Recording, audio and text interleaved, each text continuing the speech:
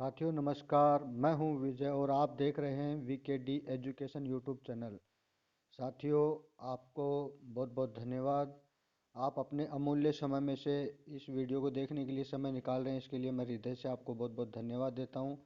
साथियों, एक बात, इसको टेस्ट सीरीज को शुरू करने से पहले मैं यहाँ 1-2 मिनट आपका लूँगा।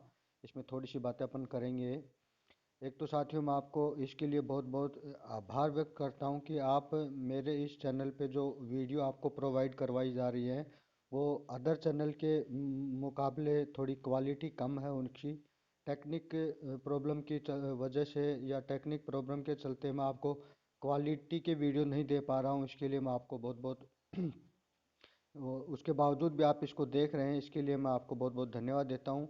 और साथियों, जो क्वालिटी का वीडियो नहीं दे पा रहा हूँ इसके लिए मैं क्षमा चाहता हूँ। आने वाले दिनों में बहुत जल्द ही मैं इस पे भी काम कर रहा हूँ और आपकी जो ये जो क्वालिटी संबंधी जो प्रॉब्लम है इसको बहुत जल्द दूर कर लिया जाएगा। तो साथियों, अब दूसरी बात यह है कि जो आज की जो टेस्ट सीरीज है, अभी जो पिछली जो 4 टेस्ट सीरीज थी उसको मैं यहाँ थोड़ा रोक रहा हूँ। उसके बाद वो जो टेस्ट सीरीज थी वो पॉलिटिकल सब्जेक्ट से जुड़ी हुई थी, इसलिए वो सिर्फ एक ही टॉपिक को कवर कर रही थी। तो इस चीज़ को, आपकी संपूर्णता को, सिलेबस की संपूर्णता को ध्यान में रखकर आपको अधिक सवाल और पूरे सिलेबस से सवाल हों, इसको ध्यान में रखकर मैं आज ये जो पहली इस सीरीज की पहली टेस्ट सीरीज लेके आया हूँ। इसमें सवालों की संख्या भी बढ़ाई गई है और ये पूरे पाठ्यक्रम पे इसको कवर करने का इसमें प्रयास किया गया है। जीके का जो पोर्शन होता है उसमें पूरे पाठ्यक्रम को इसमें कवर करने का प्रयास किया गया है। और दूसरी चीज़ ये एक और बता दूं आपको साथियों कि ये जो टेस्ट सीरीज है इसमें जो आज मैं क्वेश्चन लेके आया हूँ ये क्वेश्चन राजस्थान की माध्यमिक शिक्षा बोर्ड की जो पुस्तकें हैं उन पुस्तकों के अंदर से मैंने खुद इन सवालों को तैयार किया है। और आप इस तरह से इन सवालों पे किसी प्रकार का इनकी क्वालिटी को लेकर या सिलेबस के अकॉर्डिंग होने या नहीं होने को लेकर किसी प्रकार का संदेह ना करें, क्योंकि ये माध्यमिक शिक्षा बोर्ड की प्रमाणिक पुस्तकों से ये सवाल बनाए गए हैं। सॉरी सर, क्षमा चाहूँगा।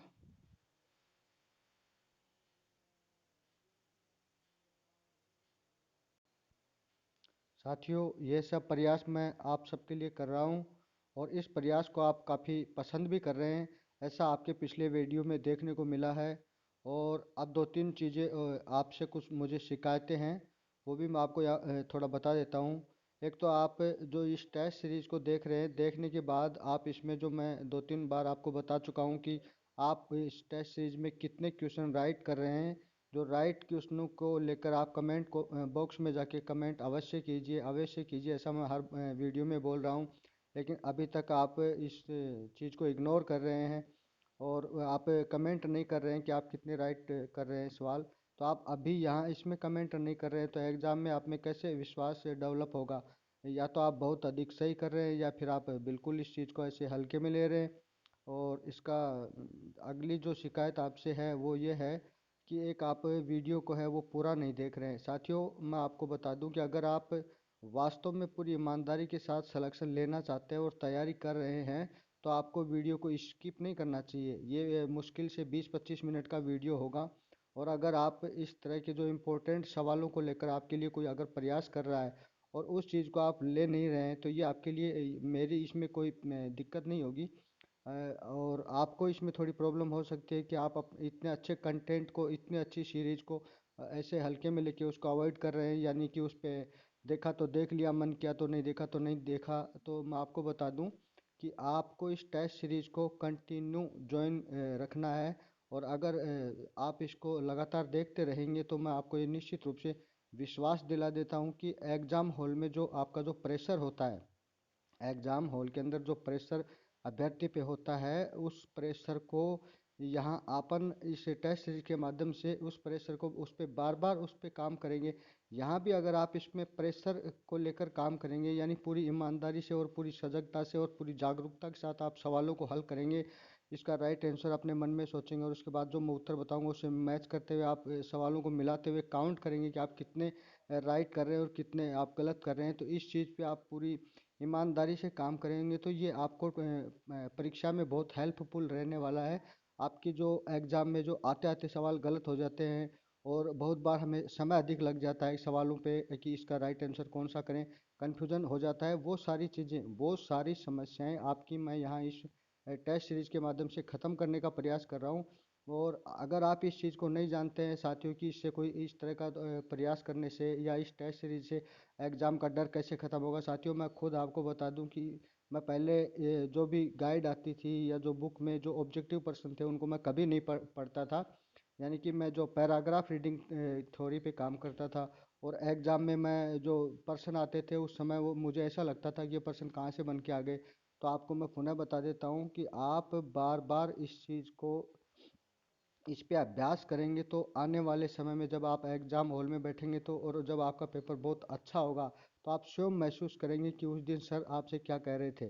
तो साथियों, अगली बात एक और बता देता हूँ कि अगर आप एग्ज़ाम तक मेरे साथ इसमें जुड़कर रहेंगे तो मैं निश्चित रूप से आपको ये विश्वास दिलाता हूँ, एक बार पुनः विश्वास दिलाता हूँ कि भले ही मैं अभी जो वीडियो है ये क्वालिटी इसमें थोड़ी सी वॉइस को प्रॉब्लम है, रिकॉर्डिंग को लेकर प्रॉब्लम है, ये सब चीज़ें धीरे धीरे दूर कर लूँगा, लेकिन मैं आपको क्वालिटी के क्वेश्चन और क्वेश्चनों के माध्यम से आपका जो एग्ज़ाम का प्रेशर है वो मैं ख़त्म करना चाहता हूँ। उसको मैं आपके अंदर उस जो डर होता है उस डर को आपको, उस डर से आपको मुक्त करूँगा। और ये मेरा प्रयास रहेगा कि आपको एग्ज़ाम में किसी प्रकार की समस्या ना हो। तो साथियों, काफ़ी लंबा हो गया, मैं थोड़ा ज़्यादा ही बोल गया इस विषय पे। तो शुरुआत करते हैं आज की टेस्ट सीरीज को लेकर। इस टेस्ट सीरीज का जो फर्स्ट सवाल है उसको देख लेते हैं। अच्छा, राजस्थान के लिए सर्वप्रथम 1800 ईस्वी में राजपूताना शब्द का प्रयोग सर्वप्रथम किसने किया था? साथियों, ये जो सवाल है ये माध्यमिक शिक्षा बोर्ड की पुस्तकों से मैंने बनाए हैं, और ये जो सवाल है ये बहुत बार एग्जामों में पूछा जाता है। इस तरह का जो सवाल है इसमें एक तो राजपूताना शब्द आता है और एक राजस्थान शब्द आता है। तो ये जो सवाल है मैं उसी आपका जो इस तरह का जो भ्रम पैदा हो जाता है एग्जाम में, उस भ्रम को टारगेट करके मैंने ये सवाल बनाया है कि आपका जो ये कन्फ्यूजन है वो यहाँ दूर कर दूँ इस टेस्ट सीरीज में और इस सवाल के माध्यम से। ये इस तरह का सवाल देखिए साथियों, अगर इसको अपन बाहर इसमें यूट्यूब पे देख रहे हैं या किताब पे देख रहे हैं तो अपन को बड़ी इजी लगती है यही चीज़, और जब ये इसी तरह का सवाल एग्जाम में क्वेश्चन पेपर में आ जाता है तो वहाँ थोड़ा सा हमें इस पे तनाव महसूस होता है कि ये कहाँ से आ गया इस तरह का सवाल, ये कैसे, क्या होगा इसका, क्या आंसर करूँ। तो अपन उस पे ऑप्शन पे पेन घुमाते रह जाते हैं, या फिर इस क्वेश्चन को स्किप कर देते हैं, अगला सवाल देखते हैं। क्योंकि उस समय ये भी होता है कि अपन ये जानते हैं कि सवाल तो मेरा पड़ा हुआ है और ये मैं कर भी सकता हूँ, मुझे आ भी रहा है, लेकिन बस थोड़ा सा दो ऑप्शन में लेकर कन्फ्यूज़न हो जाता है। तो मैं आपको बता देता हूँ कि इस तरह का कन्फ्यूज़न जो होता है जिन सवालों को लेकर, मैं यहाँ इस सीरीज के माध्यम से ऐसे कन्फ्यूज़न वाले सवाल ही आपके सामने लेकर आऊँगा, और वो सारे कन्फ्यूज़न आपके दूर करने का मैं प्रयास करूँगा। तो साथियों, इसका पहले सवाल का जो उत्तर देख लेते हैं। आपको काफ़ी लंबा समय दे दिया मैंने, 8 मिनट का वीडियो बन चुका है। पहले सवाल को आपने काफ़ी अच्छे से पढ़ लिया होगा। तो इसका जो राइट आंसर होगा वो होगा ऑप्शन नंबर बी, यानी जॉर्ज थॉमस ऐसे व्यक्ति थे, ये ब्रिटिश अधिकारी थे। उन्होंने 1800 ईस्वी में राजपूताना को इसको राजस्थान को लेकर राजपूताना शब्द का प्रयोग सर्वप्रथम किया था। साथियों, इसमें कन्फ्यूजन इस बात का होता है कि राजस्थान के लिए सर्वप्रथम राजस्थान शब्द का प्रयोग किसने किया था। अगर सवाल ऐसा बनता है तो इसमें ऑप्शन ए राइट होगा, कर्नल जेम्स टोड। लेकिन अगर इस तरह से पूछा गया, मैंने इस सवाल को बदलने की कोशिश की है, बुक में तो ये इस तरह से नहीं दिया गया था, लेकिन मैंने इस सवाल को थोड़ा सा आपके लिए, जहां आपको डाउट पैदा हो सकता है, या इस एग्जामिनर ऐसी बातों को ही टारगेट करता है कि जहां स्टूडेंट में भ्रम की स्थिति बने और उनमें जो डाउट पैदा हो, वही चीज़ें वो वहाँ से उठाकर एग्जाम में पूछता है। तो साथियों, बिल्कुल मैंने एग्जामिनर की तरह ही प्रयास किया है इस सीरीज में।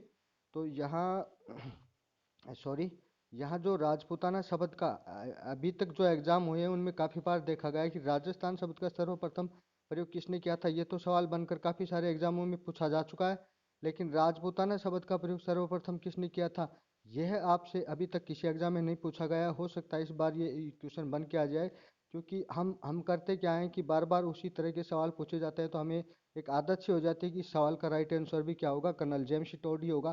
क्योंकि अपन ये नहीं देखते हैं कि यहाँ राजपूताना पूछा जा रहा है या राजस्थान पूछा जा रहा है। ये इस तरह की जो एग्जाम में समस्या बनती है, एक व्यावहारिक समस्या है, और इसको हर जो प्रिपरेशन कर रहा है एग्ज़ाम की, वो उसके सामने ये समस्या बनकर आती है। और मैं उन्हीं समस्याओं को, क्योंकि साथियों मैं खुद इस दौर से गुजरा हूँ, उन सब डाउट्स को लेकर ही मैं यहाँ काम कर रहा हूँ। तो आशा करता हूँ मैं थोड़ा सा आज के वीडियो में थोड़ा अधिक बोलने का प्रयास करूँगा। वीडियो हो सकता है थोड़ा लंबा हो जाए। मैं आपसे क्षमा चाहूँगा कि वीडियो को प्लीज़ स्किप ना करें। आप इसको आज के वीडियो को पूरा देखें। अगर आपको फिर लगता है कि नहीं सर, आप सवाल कम है और आप अधिक समय ले रहे हैं, तो आप उसको अगले वीडियो में मैं समय को कम करने का प्रयास करूँगा। पर आज मुझे थोड़ा सा खुलकर बोलने दीजिए, मुझे थोड़ा समय दीजिए कि मैं अपनी जो भावनाएं हैं आपको ले मैं आपको क्या देना चाहता हूँ इस सीरीज के माध्यम से। मैं कुछ चीज़ें आपको बताना चाहता हूँ, मैं कुछ चीज़ें आपको सिखाना चाहता हूँ कि हम पढ़ाई तो बहुत करते हैं, हम किताबों को लेकर बहुत ज़्यादा पढ़ते हैं, लेकिन हम एग्ज़ाम में जो प्रेशर होता है, जो क्वेश्चन पेपर आता है, उसमें ये ज़रूरी नहीं कि यही सवाल आएंगे या जो हम पढ़ रहे हैं वो ही आएंगे। किसी भी प्रकार के सवाल आ सकते हैं। और वहाँ बहुत से व्यक्ति कम समय में पढ़ते हैं, कम पढ़ते हैं, उसके बाद भी एग्ज़ाम में सवाल अच्छे से कर देते हैं या उनका पेपर अच्छा हो जाता है, और बहुत अधिक पढ़ने वालों का पेपर बहुत बेकार हो जाता है। इस तरह की सिचुएशन पैदा ना हो आपके साथ। तो साथियों, ये सब चीज़ें मैं यहाँ आप आज थोड़ा सा बोलने की कोशिश करूँगा। प्लीज़ प्लीज़ प्लीज़ आपसे मैं थोड़ा सा ये कहूँगा कि आप वीडियो को, अगर ये लंबा हो जाए तो इसको स्किप मत करना। प्लीज़ इस वीडियो को आप पूरा देख लेना। अगर आपको लगता है कि मैं समय लगा रहा हूँ, तो आप या तो नीचे कमेंट कर दीजिए कि सर आपको इतनी बोलने की आवश्यकता नहीं है, हम सब इन इस चीज़ से वाकिफ़ हैं, जानते हैं ये सब चीज़ें। और आप तो सीधे आप क्वेश्चन करवाइए, उनके आंसर बताइए। अदरवाइज इतना लंबा वीडियो आप बनाएंगे तो हम नहीं देखेंगे। इस तरह का कमेंट आप कर सकते हैं, मुझे कोई आपत्ति नहीं होगी इस तरह के कमेंट को लेकर। अगर देखिए साथियों, मैं कोई विद्वान नहीं हूँ, अगर आप और मैं इसमें पूरा सहयोग रहेगा आपका, तो हम ये चीज़ आगे बढ़ाएंगे और इसमें आपको बहुत फ़ायदा होगा। ये आपको मैं बता देता हूँ कि आपको ऐसा लग रहा हो कि इसमें हमें कोई फ़ायदा नहीं होने वाला। मैं आपको बिल्कुल बहुत काम की बातें इस टेस्ट सीरीज के माध्यम से, सवाल और ये टेस्ट सीरीज तो एक बहाना है, इसके साथ साथ मैं आपको बहुत सारी ऐसी व्यवहारिक चीज़ें बताऊंगा जो एग्ज़ाम में आप गलतियां करते हैं और बहुत लंबे समय तक असफल होते रहते हैं। तो वो चीज़ आपकी मैं दूर करूंगा। वो सब जो कमियां हैं, वो जो खामियां रह जाती हैं, उन सबको दूर करने का प्रयास मैं इस टेस्ट सीरीज के माध्यम से करूंगा। और आने वाले समय में जब सारी टेक्निक व्यवस्थाएं हो जाएंगी, तो मैं आपके सामने पूरा बाई फेस आके भी इन चीज़ों को, इनके लिए अलग से अपन वीडियो बनाएंगे। एग्ज़ाम को लेकर जो रणनीतियाँ होती हैं, इस पे काफ़ी सारी वीडियो चल रही हैं मार्केट में ऑनलाइन। लेकिन मैं कुछ ऐसी व्यवहारिक बातें आपके सामने रखूँगा। तो साथियों, अभी थोड़ा ज़्यादा समय हो गया। टेस्ट सीरीज का अगला सवाल लेते हैं। अगला सवाल देख लेते हैं। क्वेश्चन नंबर 2 है, 1870 ईस्वी में सी ए हैकट ने राजस्थान के किस स्थल से पूर्व पाषाण कालीन हस्त कुठार खोज निकाला था? या थोड़ा सा क्षमा चाहूँगा, कालीन टाइपिंग मिस्टेक की वजह से कलीन रह गया, इसको कालीन पढ़े आप। पूर्व पाषाण कालीन हस्त कुठार खोज निकाला था। ये जो सवाल है, ये राजस्थान की, जो राजस्थान अध्ययन की जो पुस्तक है वहाँ से मैंने उठाया है, क्योंकि इस तरह का सवाल कभी पूछा नहीं गया है। हो सकता है कि इतिहास से रिलेटेड एक अच्छा फैक्ट निकल के इन किताबों में दिया है, बहुत अच्छे अच्छे फैक्ट इन किताबों में दिए हैं। तो हो सकता है कि अभी जो इनमें नया इनका जो चलन आया है, इसमें नए कंटेंट हैं, हो सकता है एग्जामिनर यहाँ से कुछ सवाल आपको दे दे। तो उसी चीज़ को ध्यान में रखकर मैंने ये आपके लिए सवाल निकाला है। तो साथियों, इसका जो राइट आंसर होगा वो देख लीजिए। ऑप्शन ए है जयपुर और इंदरगढ़, बी है कालीबंगा, सी है गणेश्वर, और डी है कुराड़ा और चिथवाड़ी। कि साथियों, जो चारों ऑप्शन हैं इनमें ये सभ्यताएं दी गई हैं जो प्राचीन सभ्यताएं थी। और इनमें से जो तीन सभ्यताएं हैं, कालीबंगा, गणेश्वर, कुराड़ा और चिथवाड़ी, ये तो ताम्रपाषाण कालीन सभ्यताएं यानी धातुकालीन सभ्यताएं हैं। जबकि जो जयपुर और इंद्रगढ़ की जो सभ्यता है, यह जो स्थल हैं, ये पूर्व पाषाण काल से जुड़े हुए हैं। इसलिए इस सवाल का जो राइट आंसर होगा वो होगा ऑप्शन नंबर ए। और जो आपको बता दूं, कुराड़ा ये जो स्थल है ये नागौर में है और चिथवाड़ी जयपुर में पड़ता है। जबकि कालीबंगा और गणेश्वर को आप जानते होंगे। और साथियों, इसका जो राइट आंसर होगा वो होगा जयपुर और इंदरगढ़। नेक्स्ट सवाल देख लेते हैं।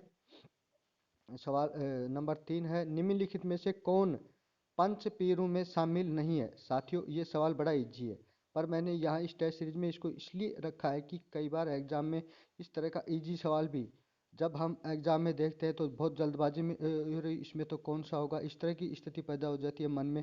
ओहो हो, ये तो बहुत आसान सवाल आ गया, और अब इसमें करूँ भी क्या? आसान तो है पर कर भी नहीं पा रहा हूँ, सवाल भी आसान है और उत्तर भी नहीं कर पा रहा हूँ। इस तरह की जो वहाँ स्थिति बन जाती है, उस स्थिति को लेकर मैंने इस तरह के बीच बीच में कुछ आसान से सवाल भी रखे हैं। आपको भले ही आसान लगेंगे, लेकिन आप देखिए इसका राइट आंसर करके करने की कोशिश कीजिए, आप कौन सा कर रहे हैं इसका।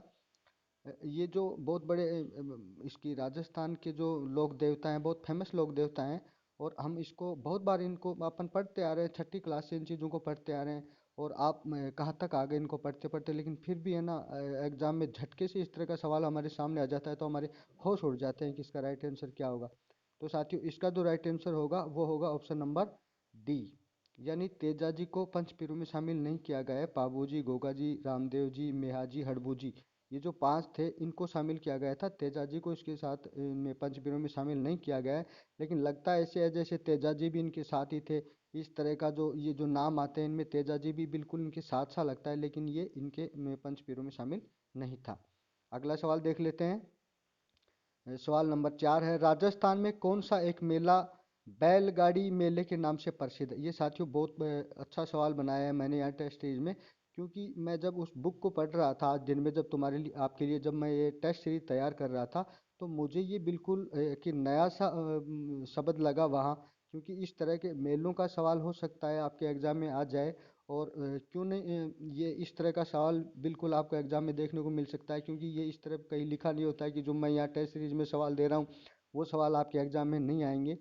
हो सकता है नहीं आए, पर ज़रूरी भी नहीं है कि वो ऐसा ही हो सकता है बिल्कुल ऐसा ही सवाल एग्जामिनर बना दे। जैसे मैं उस बुक को लेकर बैठा था और मेरे मन में ये सवाल आया कि यार ये इस सवाल को अपन बना सकते हैं, ये भी यहाँ से सवाल बन सकता है। इसमें हो सकता है इसको हल्के में पढ़ते होंगे लोग, और वैसे भी ये एक नया नाम है, उपमा टाइप का जो सवाल है ये बन रहा है यहाँ से।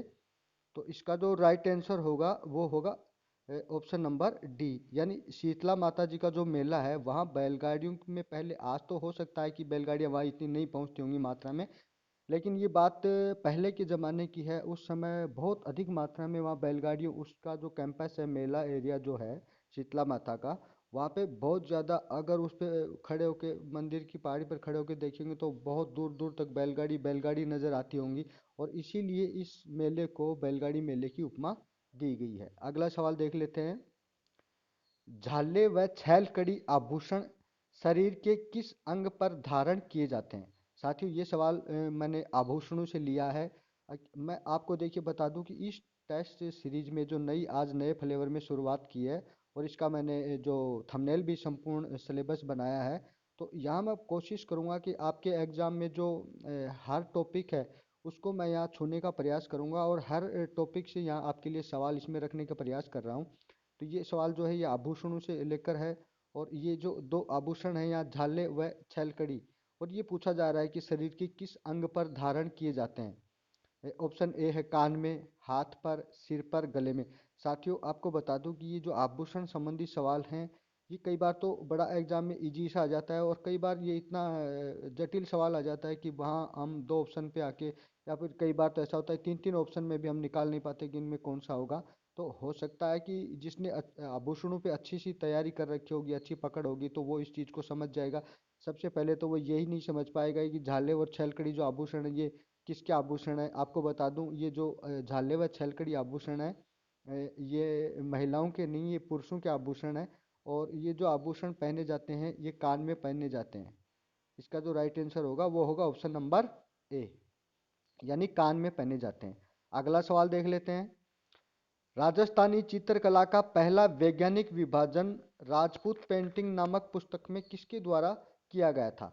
साथियों, जब चित्रकला का सवाल आता है, या तो वो जो अभी राजस्थान की अलग अलग चित्रकला की स्कूलें हैं, या जो चित्रकला को जो चार स्कूलें वहाँ से सवाल बनाए, उनके कलरों को लेकर, उनके चित्रकारों को लेकर, उनके नामों को लेकर इस तरह के सवाल पूछ सकता है, या फिर उस चित्रकला की जो विशेषताएं हैं वहाँ से भी सवाल पूछ सकता है कि जैसे बनी ठनी जो शैली की चित्रकला है उसकी क्या विशेषता है। लेकिन ये चीज़ें वहाँ बहुत डीपली हो सकती हैं। चित्रकला का बहुत बार ये जो बनी ठनी का जो चित्र है इसके बारे में पूछा जाता है, इसका चित्रकार का नाम पूछ लिया जाता है। बहुत बहुत बार तो ये जो किशनगढ़ वाली शैली का ही सवाल आपको एग्जाम में देखने को मिलेगा, और आपका जो एग्जाम का लेवल है हो सकता है उस पर इस तरह के सवाल ही ज़्यादा बने। लेकिन अगर इस चित्रकला का जब स्टार्टिंग से इसको देखें, इसको जो डिफाइन किस तरह से किया गया, कब इस पे पूरा एक वैज्ञानिक दृष्टिकोण से काम किसने शुरू किया, उसको लेकर अगर एग्जामिनर उस वे में सोचता है और उस टाइप से सवाल बनाता है, तो वो इस तरह का सवाल आपके लिए बना सकता है। तो साथियों, यहाँ आपसे पूछा जा रहा है राजस्थानी चित्रकला का वैज्ञानिक विभाजन, यानी वैज्ञानिक विभाजन किसने किया। और मुझे पता है कि आप काफ़ी सारी गाइडों में जब इस तरह के जो चित्रकला का टॉपिक पढ़ेंगे, तो उसमें सबसे पहले 2 या 3 लाइनों का जो पैराग्राफ होता है, उसमें यही चीज़ आपको उसमें पृष्ठभूमि में देखने को मिलती है, और आप इसको पढ़ते भी होंगे। लेकिन बस बात वही है, एग्जाम में अगर ये सवाल बन जाए तो ये हमारे लिए समस्या बन जाता है। तो साथियों, इसका जो राइट आंसर होगा वो होगा ऑप्शन नंबर डी, यानी आनंद कुमार स्वामी जी हैं। इन्होंने राजस्थानी चित्रकला का पहला विभाजन राजपूत पेंटिंग नामक पुस्तक में किया था। यहाँ दो चीज़ें मैंने आपको बता दी, एक ही सवाल में काफ़ी सारी चीज़ें यहाँ मैंने आपसे बताने की कोशिश की है। एक तो इनकी पुस्तक है राजपूत पेंटिंग, हो सकता है ये पुस्तक ना पूछा जाए, लेकिन ये तो पूछा जा सकता है कि वैज्ञानिक विभाजन किसके द्वारा किया गया था। तो ये जो W.H. ब्राउन है, राय कृष्ण दास हैं, L.P. टेसीटोरी, ये तीनों ही इन्होंने जो काम किया है, इन्होंने इस पे राजस्थानी चित्रकला पे काम किया है। या फिर यहाँ जो ऑप्शन आएंगे वो ऐसा नहीं है कि कहीं से भी उठा के रख देंगे। हालांकि ये जो सवाल है ये मैं स्वयं बना रहा हूँ, सवाल भी मैं ही बना रहा हूँ, सवालों की भाषा भी मैंने स्वयं ने रखा है, और इनके जो ऑप्शन है वो भी मैं ही रख रहा हूँ। तो ये जो ऑप्शन है वो एग्जामिनर आपको बिल्कुल उससे मिलते जुलते चित्रकला के टॉपिक से ही देगा, ऐसा नहीं है कि कहीं दूसरी चीज़ें आपके सामने रखेगा। और इसीलिए वो चीज़ें हमें कन्फ्यूजन पैदा करती हैं, क्योंकि ब्राउन भी अपना सुना हुआ होता है, कृष्णदास भी अपना सुना हुआ होता है, एलपी टेसी तेरी भी अपना अपना सुना होता है। ये सब इन्होंने काम किया है, भाषा पे काम किया है। और ये जो आनंद कुमार स्वामी जी हैं, इन्होंने चित्रकला पे काम किया है। तो अगला सवाल देख लेते हैं साथियों। आशा करता हूँ आपको जो मैं आज का जो टेस्ट सीरीज है, हो सकता है इसमें थोड़ी सी आवाज़ की प्रॉब्लम रहे, आवाज़ आपको हो सकता है कम आए वीडियो में, तो आप अपने जो मोबाइल की आवाज़ है उसको थोड़ा फुल करके इसको वीडियो को देखने का प्रयास करेंगे। ऐसा मैं आपसे अपेक्षा रखता हूँ, ऐसी कि आप अपने मोबाइल की पूरी स्पीड बढ़ाकर इसको वीडियो को देखें प्लीज़। आपको पुनः कह रहा हूँ कि इस वीडियो को, केवल इस वीडियो का आप पूरा देख लीजिए। इसके बाद अगर आपको लगता है कि मैं जो यहाँ आपके लिए जो काम कर रहा हूँ वो ठीक नहीं लग रहा है, तो आप नेक्स्ट डे जो मैं वीडियो डालूँ उसको आप बिल्कुल देखिए मत, ऐसा भी कह रहा हूँ। मैं पूरी ईमानदारी के साथ आपके लिए मेहनत कर रहा हूँ, और मैं चाहता हूँ कि आप इस टेस्ट चीज़ को पूरा देखें। और आपको अगर मज़ा नहीं आए, या फिर आपको ऐसा लगे नहीं कि इस टेस्ट सीरीज के देखने के बाद जो आपका जो पढ़ने का जो तरीका है, आपका जो पढ़ने की जो टेक्निक है, आपका जो विजन है, वो बिल्कुल बदल के रख दूंगा। ये ऐसा मुझे लग रहा है कि अगर आप टेस्ट सीरीज को पूरा देखेंगे, उसके बाद जो ही आप पढ़ने बैठेंगे, तो आपको पढ़ने में थोड़ा इंटरेस्ट पैदा होगा, और आपको मज़ा आएगा कि मैं किस तरह से पढूं।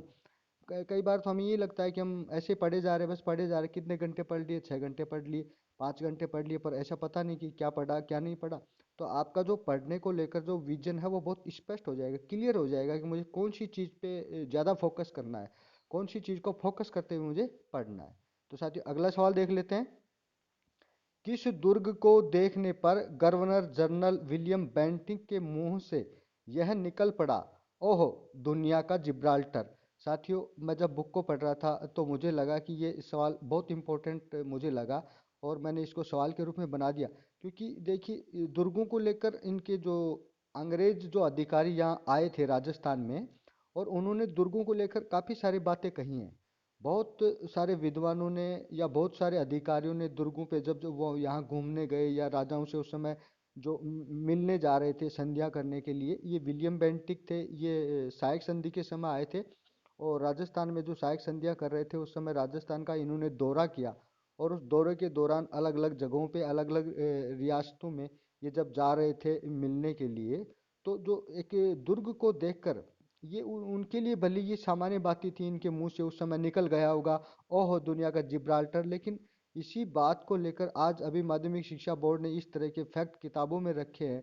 और हो सकता है एग्जामिनर अगर बोर्ड की बुक से सवाल बनाएगा आपके लिए, तो इस तरह का सवाल वहाँ आपको एग्जाम में देखने को मिल सकता है। भले ही आप पुरानी जो गाइड हैं, मैं ऐसा नहीं कहता कि मैं पुरानी गाइडों का मैं यहाँ विरोध कर रहा हूँ, उनके पक्ष में बात कर रहा हूँ। हो सकता है उन पे अगर उन्होंने अभी नया अपडेट नहीं किया है, गाइड वाले जो जो गाइडें मार्केट में निकालते हैं, अगर वो सिर्फ उनका जो फ्लेवर या उनका कवर पेज वगैरह चेंज करके वही मटेरियल अगर मार्केट में बच्चों को देते रहेंगे, तो वो मुझे नहीं लगता कि वो आपके लिए उपयोगी रहेंगी। पर मैं आपको बता दूं कि जो चीज़ें जो कंटेंट पे काम कर रहा है, अभी जो एग्ज़ाम का जो ट्रेंड बदल रहा है, एग्ज़ाम को लेकर किस तरह के सवाल बन रहे हैं, किस तरह के जो अभी नए और फैक्ट इस तरह की बुक में आ गए हैं, इन चीज़ों को लेकर अपनी गाइडों में उनमें जगह नहीं देगा, निश्चित स्थान नहीं देगा इस तरह के फैक्टों को, और अपने जो पुराने उस पे काम किए हुए मैटर को ही लेकर बच्चों को बाजार में नए फ्लेवर के रूप में नया कवर पेज लगा के परोसता रहेगा, तो वो उसके जो इसके छात्रों के हितों को ध्यान में नहीं रखा जाएगा, रखा जा रहा है उसमें, और उसकी छात्र हितों की यहाँ उपेक्षा देखने को मिलती है। और ये जो चीज़ है इसमें देखिए, ना तो मुझे प्रेस का काम करना है ना प्रिंटिंग का काम करना है, मैं यहाँ आपके लिए बुक देख रहा हूँ और बुकों से मुझे लग रहा है कि ये नए फैक्ट आए हैं और ये नया कंटेंट जुड़ा है और वहाँ से इस तरह का सवाल बन सकता है, तो वो मैं प्रयास यहाँ आपके लिए कर रहा हूँ और आपको बिल्कुल नए नए सवालों से मैं यहाँ परिचय कराने का प्रयास करूँगा। हो सकता है आपको किसी किताब में जो जिसने बोर्ड की किताबें नहीं पढ़ी हो, उनको ऐसा लग रहा होगा कि ये सवाल कहाँ से आ गए, या फिर हम तो वही सवाल पढ़ते आ रहे हैं, ये सवाल इस तरह के सवाल परीक्षा में नहीं पूछे जाएंगे। काफ़ी सारी चीज़ें होंगी, पर थोड़ा धैर्य रखिए, थोड़ा पैशन रखिए। बिल्कुल ये माध्यमिक शिक्षा बोर्ड की किताबों से ये सवाल हैं। अगर आपको विश्वास नहीं होता तो आप बोर्ड की किताबें पढ़ सकते हैं। तो साथियों, इसका जो सवाल का जो उत्तर होगा वो होगा ऑप्शन नंबर सी। यानी जब विलियम बेंटिंक जब अजमेर दौरे पे थे तो उन्होंने तारागढ़ दुर्ग को देखकर ऐसा ये एक कथन कहा था कि ओह, दुनिया का जिब्राल्टर। जिब्राल्टर नाम की जो जगह है ये ब्रिटेन में है। अगला सवाल देख लेते हैं।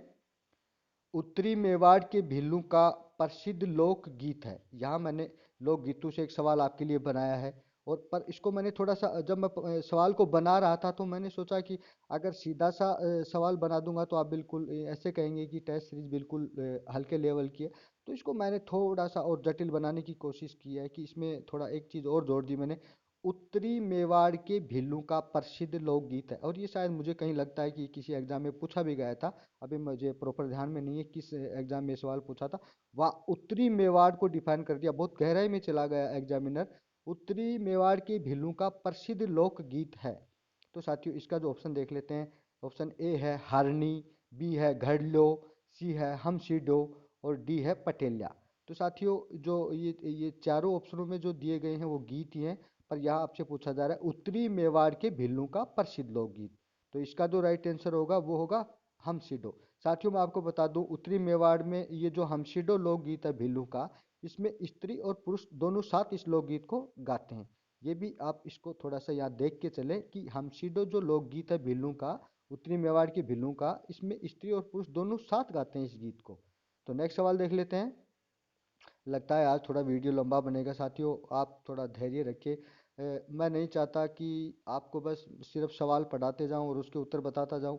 मुझे लगता है कि मैंने जीवन में जो भी एक्सपीरियंस मेरे रहे हैं वो भी मैं आपको इस टेस्ट सीरीज के माध्यम से देता चलूं, ताकि आपको भी मतलब जो तैयारी कर रहे हैं उससे पीछा छूट जाए, यानी कि बार बार आप असफल हो रहे हैं उस असफलता से पीछा छूट जाए, और आप अच्छे से तैयारी करके आने वाले समय में जब आपका एग्ज़ाम हो और आपको लगे कि सर ने वास्तव में मेरी, अगर आपके एग्ज़ाम हॉल में या आपके तैयारी के दौरान अगर एक बात भी आपके लिए सही साबित होगी या आपके जीवन में सफलता के नज़दीक ले जाएगी, सफलता दिलाएगी, तो ये मेरे लिए बहुत अच्छा होगा कि आप उस समय मुझे याद करेंगे कि हाँ सर ने। ऐसा नहीं है कि इस वीडियो में आपको कुछ नहीं मिलेगा, हो सकता है सवाल पे मत जाइए आप। मेरे द्वारा जो काफ़ी चीज़ें आपको यहाँ दी जा रही है, हो सकता है जीवन में आप आज ही इस वीडियो को देखने के बाद आप में नई शुरुआत हो जाए, एक नया जोश, एक नई रणनीति के साथ पढ़ने की इच्छा आप में पैदा हो जाए, ऐसा मुझे लग रहा है। और मुझे पूरा विश्वास है कि जब आप इस वीडियो को पूरा देख चुके होंगे तो मैं निश्चित रूप से कह दूँ आपको कि आप अपनी जो तैयारी करेंगे उसमें नए जोश के साथ, नई खुशी के साथ और नए तरीके से पढ़ने का प्रयास आप करेंगे, ऐसा मुझे लग रहा है। सवाल नंबर 9 देख लेते हैं।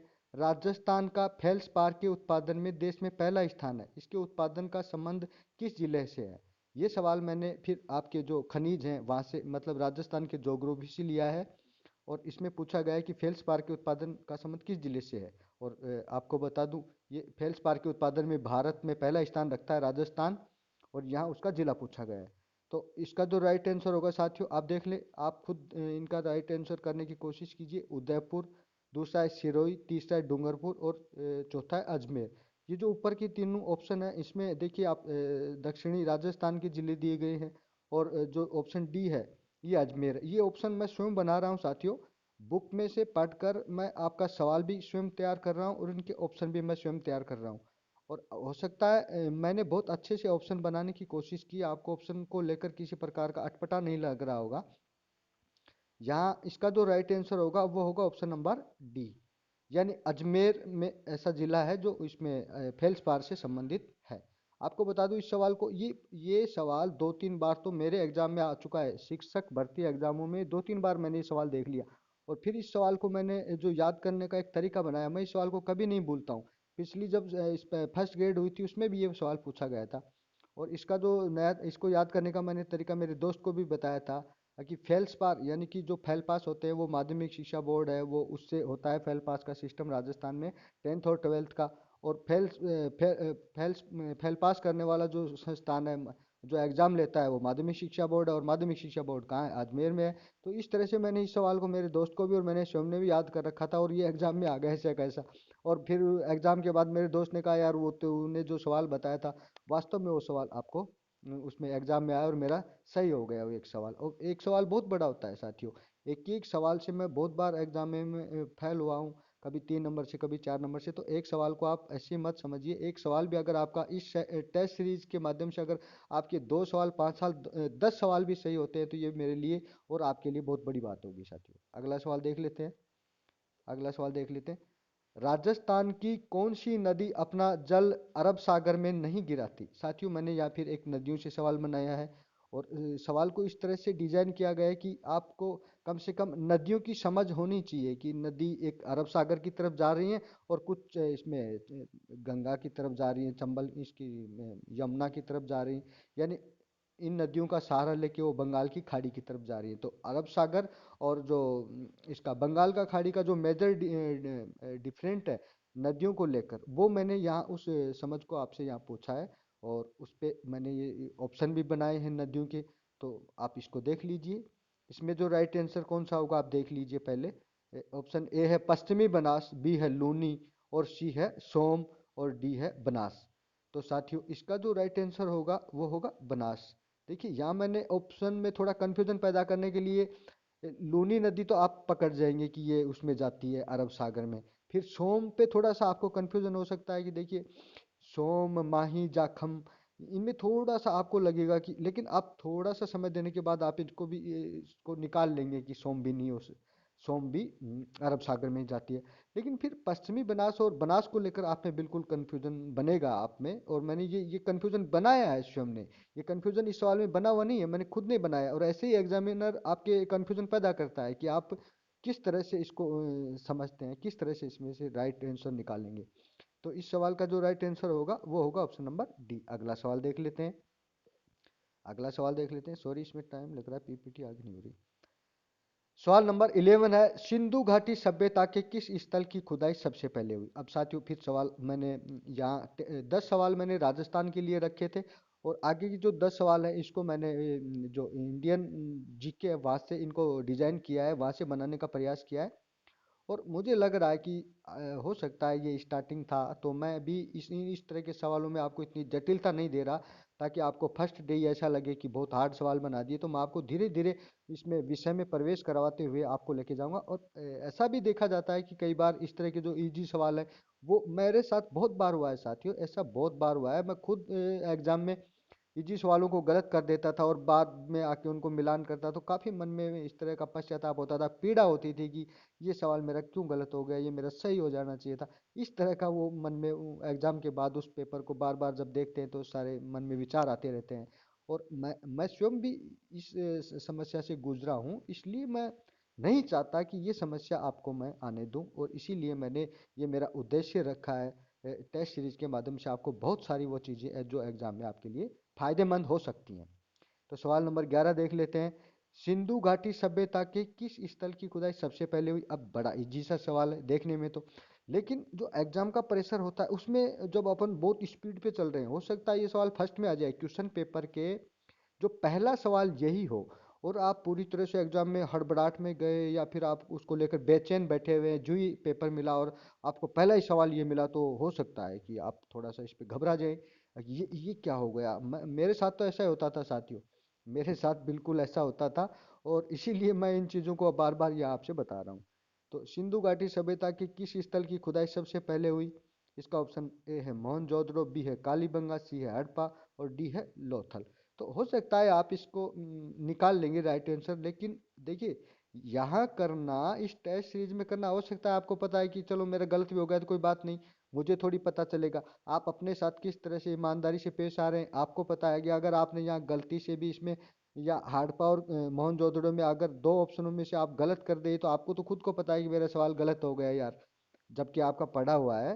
पर फिर भी अगर हड़प्पा और मोहनजोदड़ो में से आपने क्लिक कर दिया या मन में सोच लिया कि मेरा, जैसे आपने, आप में से कई साथियों ने इसको, इसका राइट आंसर है मोहनजोदड़ो सोच लिया, और जब मैं बताऊंगा इसमें हड़प्पा और आप उसके बाद कहेंगे चलो कोई बात नहीं, इस चीज को अगर आप ऐसे ही समझ लेंगे, इसको हल्के में ले लेंगे कि कोई बात नहीं, मैंने तो मोहनजोदड़ो किया था और हड़प्पा सही हो गया तो कोई बात नहीं, ऐसा नहीं है साथियों, ये कोई बात नहीं, ये यही तो समस्या है, यही तो समस्या है जो आपको एग्जाम में पास नहीं होने देती, और इसी समस्या पे अपन यहाँ काम कर रहे हैं। तो साथियों इसका जो राइट आंसर होगा, जो इसका जो राइट आंसर होगा वो होगा ऑप्शन नंबर सी, यानी 1921 में दयाराम साहनी ने इसका हड़प्पा स्थल की खोज की थी, और बाद में राखलदास बनर्जी ने, उसके साथियों ने मोहनजोदड़ो की 1922 में खोज की थी। अगला सवाल देख लेते हैं। देखिए सवाल नंबर 12 है, सही क्रम सुमेलित कीजिए। साथियों आपको बता दूं, मैं जब ये सवाल बना रहा था आपके लिए, तो मैंने सोचा कि हो सकता है जो टेस्ट सीरीज है इसमें सवाल थोड़े मैंने टिपिकल बना दिए हैं, थोड़े हार्ड बना दिए हैं, हो सकता है आपके लेवल के नहीं हो, लेकिन फिर मैंने सोचा कि नहीं, ये सही लग रहे हैं। और जब मैं ये सवाल बना रहा था, ये वाला जो सवाल बना रहा था, ये सवाल मैंने लिया है इससे, वैदिक युग से, वैदिक सभ्यता थी उससे मैंने ये सवाल लिया है। और इस सवाल को जब मैं बना रहा था तो सबसे पहले मैं इसने इस पे इजी सवाल बनाने की कोशिश की, कि सबसे प्राचीनतम वेद है, लेकिन जब मैं इसके ऑप्शन बनाया तो मैंने सोचा कि ये सवाल तो आप देखेंगे तो ऐसे सोचेंगे कि वाह सर ये तो बहुत इजी सवाल बना दिया आपने।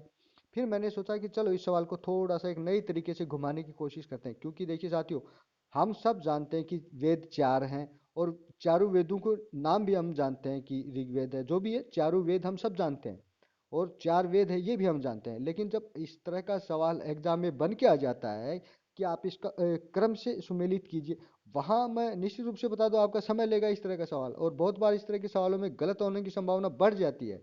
अगर वहाँ आपका जरा सा भी फोकस नहीं रहा और थोड़ी सी भी आप पेपर को लेकर बेचैन है, तो ऐसा सवाल मैं आपको निश्चित रूप से कह दूंगा आप गलत करके आएंगे। और वो सब चीज़ें ना हो, इन इन कमियों को दूर करने के लिए मैं ये टेस्ट सीरीज आपके लिए यहाँ लेके आया हूँ। तो इस सवाल को देखिए, ये मैंने जानबूझकर, साथियों आपको लग रहा होगा कि कहीं बुक से बनाया है, मैं बता रहा हूँ साथियों, मैं आज सुबह खाना खाने के बाद लगा था, और उसके बाद लगातार 3-4 घंटे मैंने काम किया, तब जाके आपकी ये पीपीटी बन पाई है। और मैं अकेला करता हूँ, मेरे साथ कोई टीम नहीं है, मैं खुद कर रहा हूँ, और जो मेरे साथ मेरे जीवन में जो घटा और जो चीज़ें हुई वो सब चीज़ें मैं ये आपको बताते चलूँगा, और उन सब चीज़ों को मैं इस तरह से करना चाहता हूँ ताकि आपको एग्जाम में किसी तरह की कोई समस्या ना हो। और मैं ये कह देता हूँ कि अगर पिछले 8-7 दिन से आने वाले 15-20 दिन में अगर इस टेस्ट सीरीज को देखेंगे तो ज़रूरी नहीं है, हो सकता है मैं ये आपको 1500 सवाल करवा दूं, लेकिन जो आपका जो पढ़ने का जो तरीका है वो बिल्कुल बदल के रख दूंगा, ऐसा मुझे लग रहा है, और ऐसा मुझे विश्वास है, और ऐसा मैं करके भी रहूंगा। साथियों सवाल नंबर 12 देख लेते हैं, ये मैंने स्वयं ने बनाया है। वैसे मैं ये सारे सवाल स्वयं ने बनाए, मैं ही ऑप्शन बना रहा हूँ, लेकिन मुझे इस सवाल को बनाने के बाद बड़ी खुशी हुई कि बहुत अच्छा सवाल बना दिया, क्योंकि आप देखेंगे तो इसमें थोड़ा सा आप चक्कर चक्कर आएंगे, आपको थोड़ा सा माइंडली टेंशन भी होगी आपको।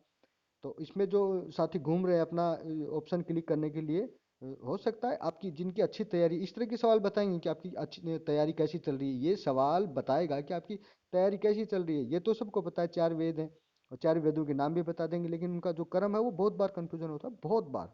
और मैं बता दूं, चाहे आप कितने भी बड़े एग्जाम की तैयारी करो, हो सकता है ये सवाल आपका सही हो जाए किसी एग्जाम में। और कई बार पेपर इस तरह का बन के आ जाता है, वहाँ अगर लगातार 3-4 सवालों के साथ इस तरह का सवाल आ गया तो फिर वो गलत हो जाएगा। तो यही चीज़ अब आप नहीं करें एग्जाम में, उस चीज़ को ठीक करने का प्रयास मैं यहाँ इसमें करूँगा, और बिल्कुल आप मुझे सपोर्ट करेंगे तो मैं जो ये प्रयास कर रहा हूँ आपको मैं बता रहा हूँ, एग्जाम तक आपको बहुत रिलैक्स आप रहेंगे, एग्जाम का बिल्कुल भी डर नहीं रहेगा एग्जाम से पहले। नहीं तो अगर आप, हो सकता है इस तरह अगर आप बहुत ईमानदारी से तैयारी नहीं कर रहे हो तो एग्जाम का डर डर जू जू उसकी डेट नज़दीक आएगी आपको डर बढ़ता जाएगा। तो आप अगर इस टेस्ट सीरीज को देखेंगे तो मैं आपको बता रहा हूँ, तैयारी के साथ साथ आपको माइंडली भी रिलैक्स रखने की कोशिश मैं करूँगा। साथियों वीडियो में आपको पुनः कह देता हूँ लंबा होता जा रहा है, लेकिन मेरे अभी 8 सवाल और बच गए हैं, वीडियो लंबा होगा, प्लीज़ आप इसको स्किप ना करें, बस मुझे आप बोलने से रोकिए मत, हो सकता है कल के जो अगली जो सीरीज के जो वीडियो आएंगे उसमें बिल्कुल इतना समय नहीं लूँगा, पर आज का जो वीडियो है ना, आज सुबह से मैंने आपके लिए पीपीटी बना रहा था, तब मेरे मन में बहुत सारे विचार आ रहे थे और मैं चाहता था कि मैं इन विचारों को आप तक संप्रेषित करूँ। इसीलिए मैं इसमें थोड़ा समय ले रहा हूँ। प्लीज़ वीडियो को मैं बीच बीच में कहता रहूँगा कि वीडियो को स्किप ना करें आप प्लीज़। इसका जो राइट आंसर होगा वो होगा ऑप्शन नंबर सी। देखिए, सामवेद, उपनिषद, ऋग्वेद, यजुर्वेद मैंने ऐसे रख दिए, इसमें तो उटपटांग तरीके से मैंने ऑप्शन रख दिए। लेकिन फिर मैंने बी और सी और डी को थोड़ा ठीक से बनाया। यहाँ मैंने दो बार ऋग्वेद दिया, ऋग्वेद, यजुर्वेद, अथर्ववेद, सामवेद। फिर दिया ऋग्वेद, यजुर्वेद, सामवेद और अथर्ववेद। और फिर दिया, फिर यजुर्वेद को पहले ले लिया। यजुर्वेद, ऋग्वेद, सामवेद और अथर्ववेद। अब आपको ये ऊपर ए और डी तो आप निकाल देंगे, क्योंकि आप जानते हैं कि पहला वेद तो ऋग्वेद था। फिर मैंने उसी को ऋग्वेद को लेकर दो ऑप्शन एक साथ बनाए ताकि आप कंफ्यूजन में रहें। और आप निश्चित रूप से यहाँ मुझे लग रहा है चकरा रहे होंगे इसमें कौन सा होगा। जल्दबाजी में करना होता है साथियों एग्जाम में। ऐसे नहीं कि आप इसको बैठ कर सोचने लगे 5-7 मिनट में मैं जो जिस तरह से मैं बोल रहा हूँ और आप ऑप्शन को देखे जा रहे हैं, इतना समय नहीं मिलता है एग्जाम में।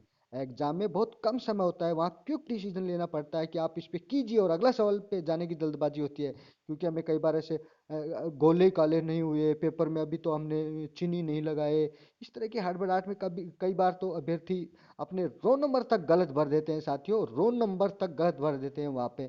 इतना सारा प्रेशर होता है एग्जाम का। आप पर्सनों को राइट गोला करना तो अलग बात है, रोल नंबर तक गलत भर देते हैं। तो ये सब चीज़ें आपको एग्जाम में होती हैं और उन चीज़ों को दूर अपन करने का प्रयास यहाँ करेंगे और कर रहे हैं।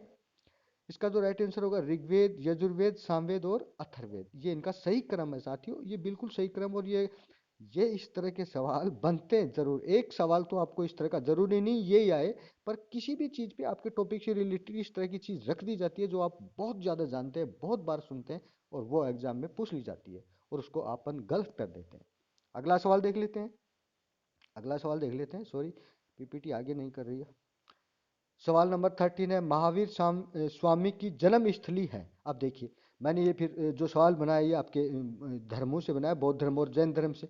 यहाँ जब मैं इस सवाल को बना रहा था तो मैं इसमें इस सवाल को बहुत और हार्ड बना सकता था, फिर मैंने सोचा कि नहीं इतना हार्ड नहीं बनाएंगे और इसमें ही आपको बहुत दिक्कत हो जाएगी, इसलिए मैंने इस तरह का बनाया कि महावीर स्वामी की जन्म स्थली है। जब इसकी जन्म स्थली पूछी तो मैंने दो स्थलियां तो महावीर स्वामी के जीवन से संबंधित रख दी और दो रख दी आपके इससे महावीर महात्मा बुद्ध से संबंधित। और देखिए, मजे की बात देखिए, ये चारों नाम आप बहुत बार सुन चुके हैं जब आप कंपटीशन की तैयारी करने लगे थे या पहले से। इन सवालों का आप ऑप्शन को या इनके जो नाम है चारों, इनको बहुत बार आप इनको देख चुके हैं, पढ़ चुके हैं। उसके बाद भी जब सवाल इस तरह का बन के एग्जाम में हमारे सामने होता है ना, तो एग्जाम का प्रेशर इस तरह से होता है कि अपन इन पे अरे इसमें कौन सा सही करें। तो ये जो चीजें हैं, अब देखिए इसमें आप कीजिए पहले कौन सा सवाल कर रहे हैं, इसका जो राइट आंसर बाद में बताऊंगा मैं।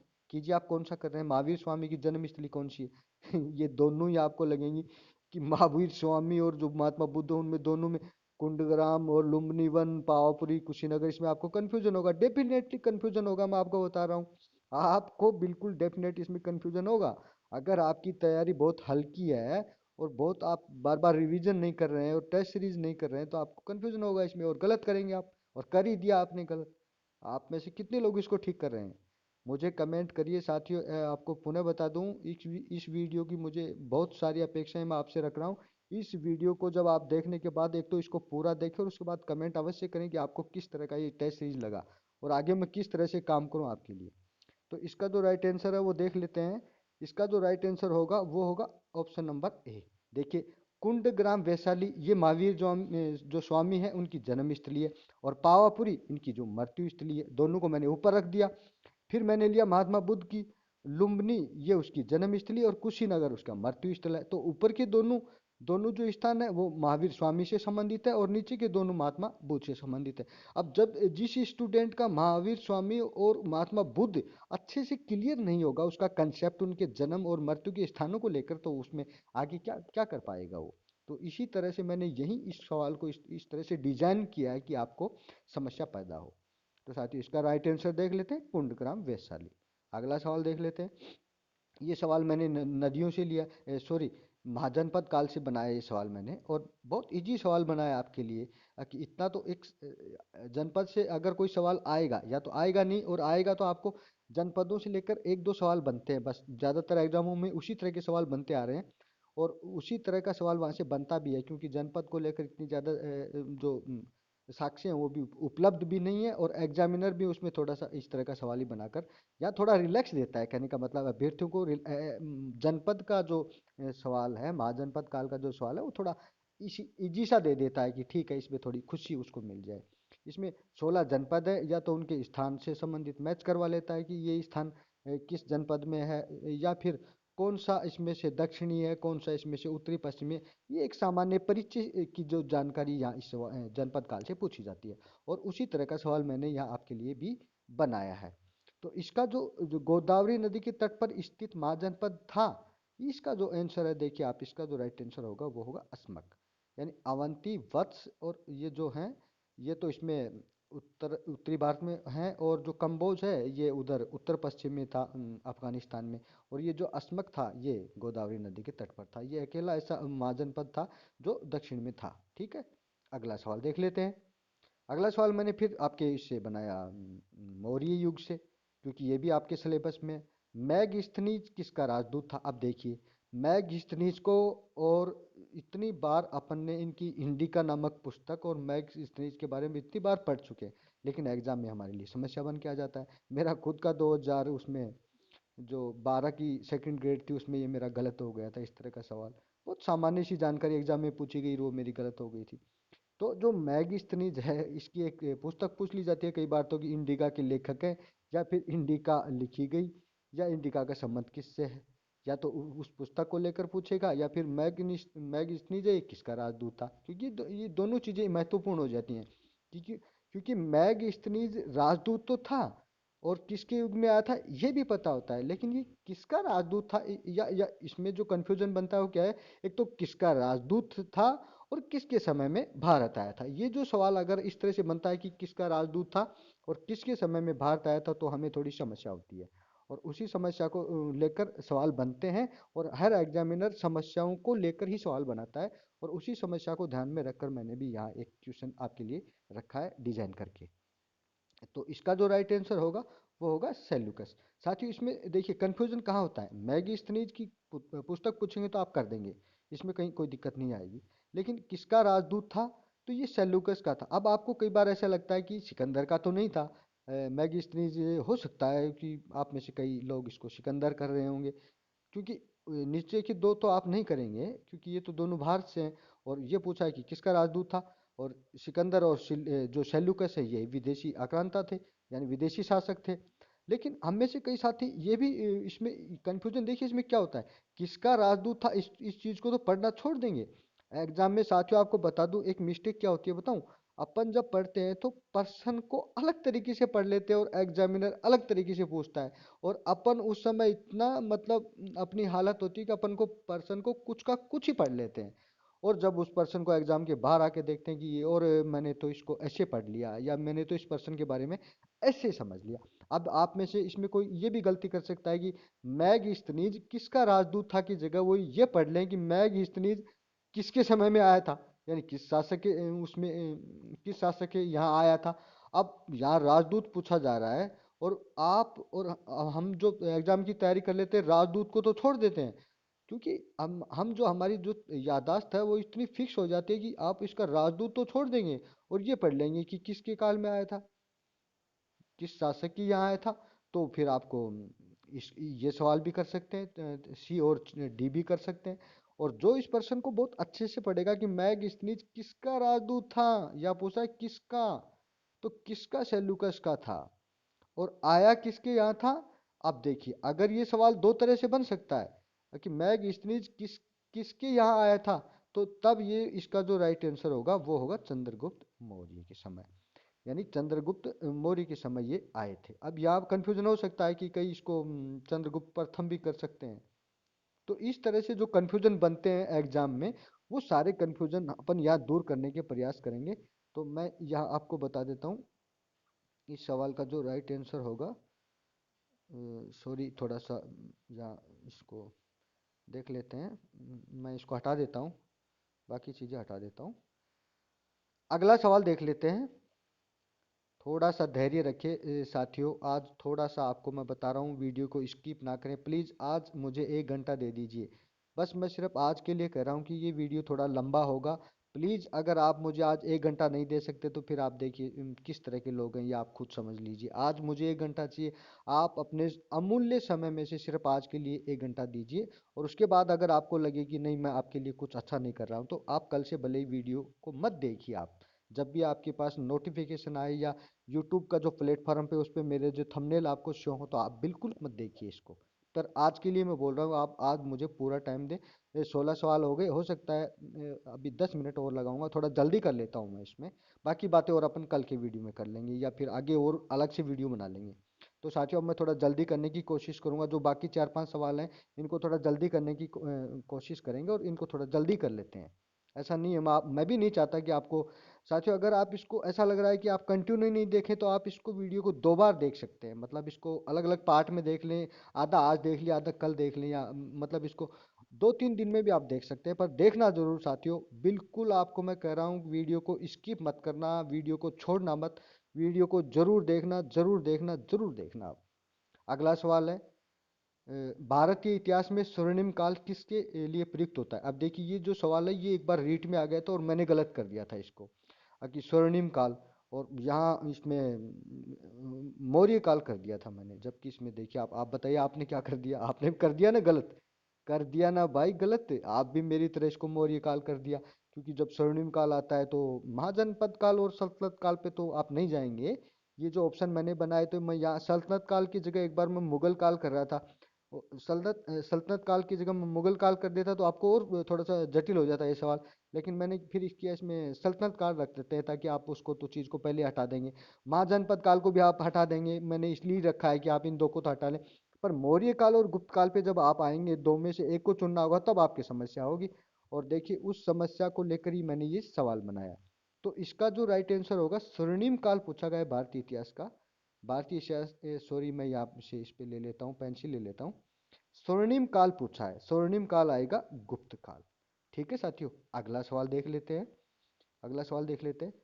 सगुण भक्ति का प्रचारक संत थे, या थोड़ा सा के आना चाहिए था, मैं टाइपिंग मिस्टेक हो गए यहाँ पे। ठीक है, इसको काट देते हैं अपन, है ना। सगुण भक्ति के प्रचारक संत थे, यहाँ मैं फिर आपके जो भक्ति और सूफी आंदोलन से, यानी जो भक्ति परंपरा थे, परंपरा से सवाल आपसे, आपके लिए यहाँ रखा है मैंने। हो सकता है यहाँ से सवाल आपके बन भी जाए और नहीं भी बने, बहुत इजी सा सवाल बन जाए। और कई बार इस तरह का जो इनका जो एक जो मेजर डिफरेंट है इनमें, सगुण और निर्गुण का जो अंतर है, ये पूछने के लिए, इस चीज को जांचने के लिए एग्जामिनर इस तरह के सवाल रख देता है एग्जाम में, कि आप सगुण या आप इस संत को जानते हैं नहीं जानते, ये नहीं है मायने रखता। यहाँ एग्जामिनर आपसे ये जानना चाहता है कि आपको सगुण और निर्गुण की समझ है या नहीं है। आप सगुण निर्गुण को किस तरह से, इस कॉन्सेप्ट को समझते हैं या नहीं समझते, ये आपका क्लियर है या नहीं।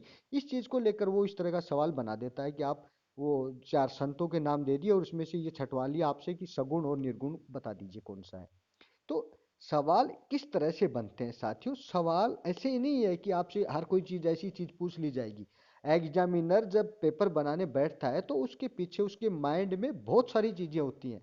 ऐसे नहीं है, ऐसे तो फिर कुछ का कुछ ही बना दे, कोई नहीं कर पाएगा सवालों को। एग्जामिनर जब सवाल बनाता है, तो उसके पीछे उनका जो स्पष्ट एक विजन होता है, कि वो आपसे जानना क्या चाहता है, आपसे क्या जानना चाहता है। ये बहुत इंपॉर्टेंट है। और वो जिसको इस चीज का जिसको नॉलेज होगा ना, वो बिल्कुल आपको अच्छी टेस्ट सीरीज भी देगा और आपके एग्जाम में बहुत आपको बहुत सारी चीजें आपको बताएगा कि आप किस तरह से पढ़े।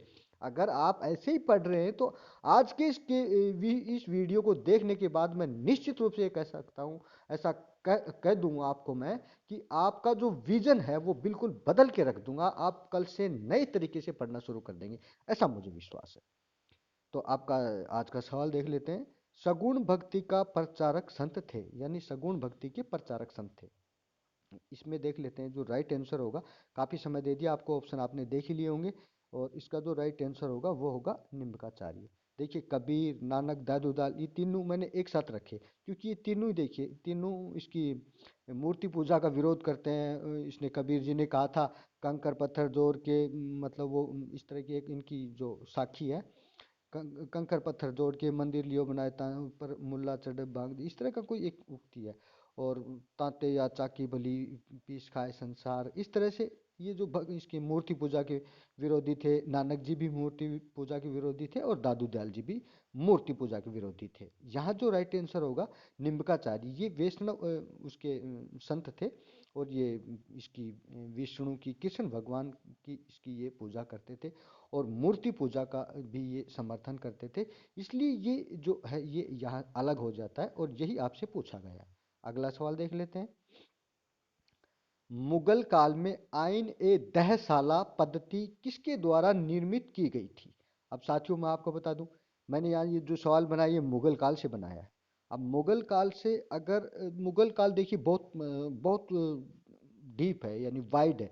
मुगल काल बहुत बड़ा चैप्टर है, यहाँ से बहुत सारे सवाल बन सकते हैं। अगर आप एग्जाम में तैयारी की सिर्फ मुगल काल को पढ़ते रहेंगे तो आपको बहुत अधिक समय खा जाएगा। तो इसलिए मैं आपको ये सजेशन करना चाहूँगा यहाँ कि यहाँ जो इम्पोर्टेंट चीज़ें उन्हीं को आप फोकस कीजिए। अदरवाइज मुगल काल उसमें से क्वेश्चन अगर जैसे आपके दो या एक सवाल आए भी गा, छोड़ना नहीं है, स्किप नहीं करना टॉपिक को। मैं ऐसा नहीं कर रहा हूँ कि आप इसको स्किप करें, पर इसमें जो इम्पोर्टेंट सवाल हैं उनको आप थोड़ा सा तैयार कीजिए। ऐसा नहीं है उसकी जो पूरी हिस्ट्री को आप पढ़ने लगे और आपको मज़ा आ रहा है, पूरी हिस्ट्री को पढ़े जा रहे हैं और इतना समय दे दिया इस अकेले टॉपिक को, बाकी टॉपिक के लिए समय नहीं बचा। तो आपको मजे के लिए नहीं पढ़ना है, आपको पढ़ना है परीक्षा में पास होने के लिए। पहले मैं भी ऐसे मजे के लिए पढ़ता था, कई सारे ऐसे टॉपिक थे जिन पे मैं पढ़ता रहता था और वो समय बर्बाद हो जाता था। तो मैं नहीं चाहता कि आप इस तरह का जो टॉपिक हो सकता है इसको पढ़ने की दृष्टि से ये इंटरेस्टिंग हो, क्योंकि हम हिस्ट्री को जब पढ़ते हैं तो वो थोड़ी सी उसमें कनेक्टिविटी आती है, या कोई अच्छी सी किताब उस पर थोड़ा ज़्यादा मैटर डाल देती है, तो हम उसको ऐसा लगता है कि बहुत अच्छी किताब है और उसमें बहुत ज़्यादा उसको समय देकर उसको पढ़ने लगते हैं, उसको हर लाइन टू लाइन उसको पढ़ते चले जाते हैं। ये चीज़ आपकी ये बताती है कि आप इतिहास में आपका इंटरेस्ट है और आप इस तरह के जो पहलू हैं उनको जानना चाह रहे हैं कि इतिहास में किस तरह से क्या क्या हुआ था। लेकिन एग्जाम की दृष्टि से ये गलत हो जाता है। आपको वहाँ कोई विद्वान नहीं बनना है, आप उसको पूरा हिस्ट्री को पढ़ेंगे। ये चीज़ें मैं बता रहा हूँ, मैं बहुत अच्छे से पढ़ता था, बहुत अच्छे से हिस्ट्री रीडिंग करता था, और जब एग्जाम में सवाल आता फिर गलत हो जाता, फिर मतलब क्या निकला, वो समय की बर्बादी हो जाती। तो मैं यहाँ आपको सजेशन करना चाहूँगा कि आप इसको एग्जाम के पॉइंट ऑफ व्यू से पढ़ने की कोशिश कीजिए। ऐसे नहीं कि आपको इतिहास में मज़ा आ रहा है और आप इतिहास की बुक को बार बार और दूसरा सब्जेक्ट या टॉपिक नहीं ले रहे और इतिहास उठा लिया और आप मज़े से पढ़ रहे हैं। साथियों पुनः अपन इस पे विषय पाते हैं। मुगल काल में आइन ए दैसाला पद्धति किसके द्वारा निर्मित की गई थी? ये एक जो इसकी जमीन का जो बंदोबस्त था उससे रिलेटेड एक पद्धति है। देखिए जमीन को लेकर काफी सारी राजाओं ने अलग अलग उस समय जो राजा हुए उन्होंने अलग अलग पद्धतियां अपनाई थी। इसमें एक समस्या रहती थी कि लगान का जो आधार है, यानी लगान को किस तरह से उसको लगान को लिया जाए। अब इसके लिए जो भूमि का जो माप होता था, भूमि की जो पैमाइश होती थी, वो वो जो इम्पोर्टेंट होती थी कि भाई आज तो अपने पास इंच टेप है, सेंटीमीटर है, मीटर है, काफ़ी सारे इसके नाप के माप आ गए, काफ़ी सारी टेक्निक आ गई। लेकिन उस जमाने में इस तरह की चीज़ें नहीं थी। तो जरीब वगैरह है, रस्सी है। अब देखिए पहले क्या होता था, जैसे अपन सोचे कि भाई एक जरीब अगर किसी की देखी हो आप में से, लोहे की कड़ियां आती हैं, वो मुझे लगा कि यार इन्होंने लोहे की कड़ियां क्यों बनाई। अब देखिए अपन इसको रस्सी से भी कर सकते थे, लेकिन इसमें क्या समस्या थी कि जरीब प्रथा इसलिए लागू की गई क्योंकि जो अगर रस्सी अगर हम लेंगे माप के लिए, कोई एक रस्सी बना ली और हो सकता है राजा के पास वो कहीं किसी गोदाम में रख दी, हो सकता है उसको चूहे वगैरह खा जाए, हो सकता है वो बीच में साल दो साल में डैमेज होकर टूट जाए, उसमें गांठें लगानी पड़े, जोड़ लगाना पड़े, और इस तरह से उसका माप है वो कम हो सकता है। या फिर उसमें से कोई अलग से टुकड़ा हटा के उसमें कोई और उसको छोटा कर दे या फिर उसको बड़ा कर दे। इस सारी समस्या से बचने के लिए उन्होंने क्या बनाया था, एक जरीब प्रथा, ये जरीब पद्धति, सॉरी प्रथा बोल गया मैं, जरीब पद्धति बनाई थी ताकि जो लोहे की कड़ियां हैं उनको कोई छोटा बड़ा नहीं कर सकता और ना ही वो खराब होंगी, बहुत अधिक समय तक उनको सुरक्षित रखा जा सकता है। और भूमि की माप में कोई किसी प्रकार की बजाय उस रस्सी की जो माप हो उससे उसमें कम समस्याएं आती हैं। इसी तरह उस समय, आज तो देखिए अलग चीजें हैं, काफी सारी टेक्निक है, लेकिन राजाओं के सामने ये समस्या होती थी कि हम किसानों से, हम अपने साम्राज्य में किसानों से कितना कर लें, कितना भाग कर लें, और उनकी जमीन को किस तरह से मापें। और ये उनके सामने, क्योंकि उस समय सारा प्रोग्राम था वो लगान ही था, कृषि और उस पर लगान और राजा और युद्ध, ये तीन चार चीजें चलती थी उस टाइम। तो इसमें जो अगर कोई पद्धति लेकर आ रहा है तो निश्चित रूप से वो बहुत बड़ी बात होती है इस तरह की, कि अगर उस जमाने में इस तरह की कोई पद्धति लेके आए तो वो अपने आप में बहुत महत्वपूर्ण बात हो जाती है। और इसी महत्वपूर्ण बात को ध्यान में रखकर यहाँ ये चीज पूछी जा रही है। मुगल काल में आयन ए दहशाला पद्धति किसके द्वारा निर्मित की गई थी?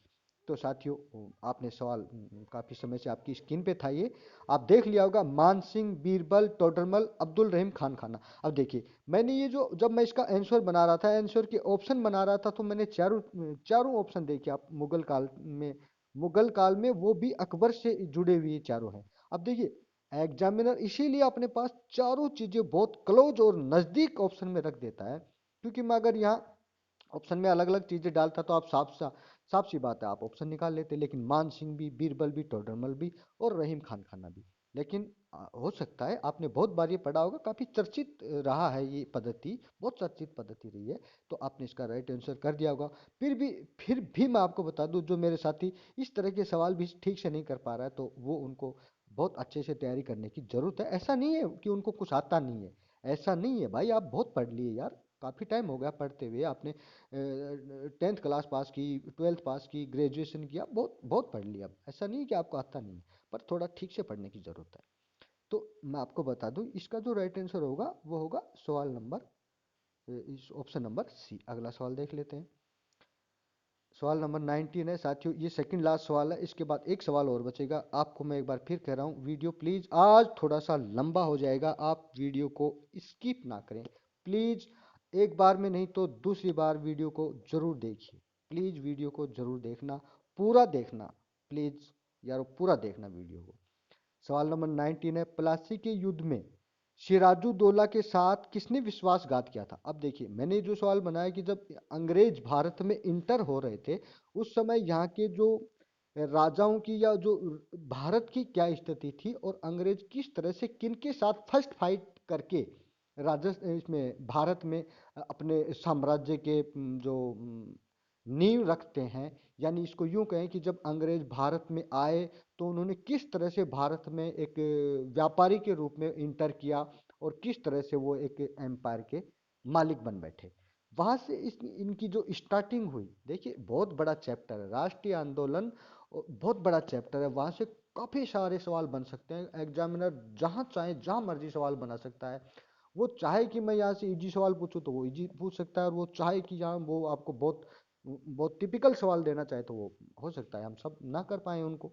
तो ये एग्जामिनर के ऊपर भी होता है। यहाँ मैंने जो सवाल बनाया है, ये प्लासी के युद्ध से संबंधित बनाया है। ये प्लासी का युद्ध हुआ था, इसके सिराजुद्दौला और ये जो बंगाल के नवाब थे, सिराजुद्दौला और रॉबर्ट क्लाइव थे अंग्रेज सेनापति, उनके बीच ये युद्ध हुआ था।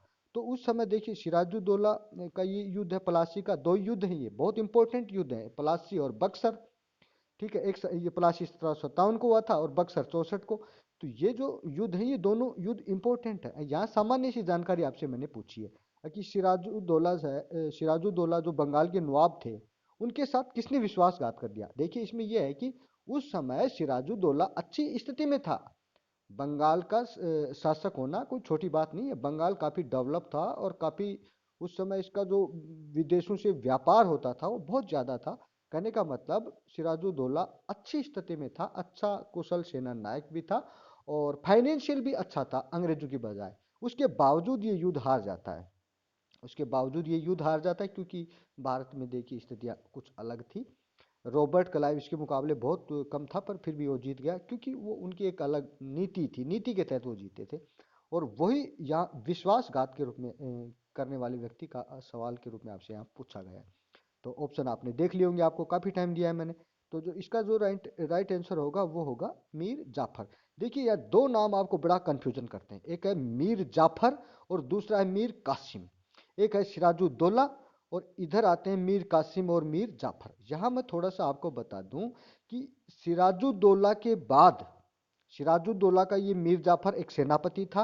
अंग्रेजों के रॉबर्ट क्लाइव ने इसके साथ में समझौता करके कि आपको सिराजुद्दौला के इसमें साथ नए नए युद्ध में स्वयं सेनापति से समझौता कर लिया। देखिए, ज्यादातर विश्वासघात होते थे उस समय, वो सेनापतियों के द्वारा होते थे, क्योंकि सेनापति युद्ध के मैदान में रहता था। और साफ सी बात है, अगर सेनापति एकदम से बदल जाए तो फिर राजा अचानक से एक दिन में कोई सेनापति नहीं ला सकता, और बहुत सारी स्थितियां बदल जाती हैं। और ये जो अंग्रेज उसी को टारगेट करते थे। तो यहाँ मीर जाफर को ये प्रलोभन दिया गया कि आपको बंगाल का नवाब बना दिया जाएगा। और साफ सी बात है, उनको जब ऐसा प्रलोभन दिया जाएगा तो हो सकता है कि लोग बदल भी जाएं। और ऐसा ही किया सिराजुद्दौला के सेनापति मीर जाफर ने यहाँ प्लासी युद्ध के दौरान। और मीर जाफर को बनाने के बाद अंग्रेज इसको पूरा कठपुतली अपना बना के रख रहे थे बंगाल में। लेकिन धीरे धीरे इसको लगा कि, और दूसरे जो सेनापति आए या जो अंग्रेज गवर्नर जनरल आए उस समय, उन्होंने देखा कि मीर जाफर उनका जो कॉन्टेक्ट हुआ था वो अलग है।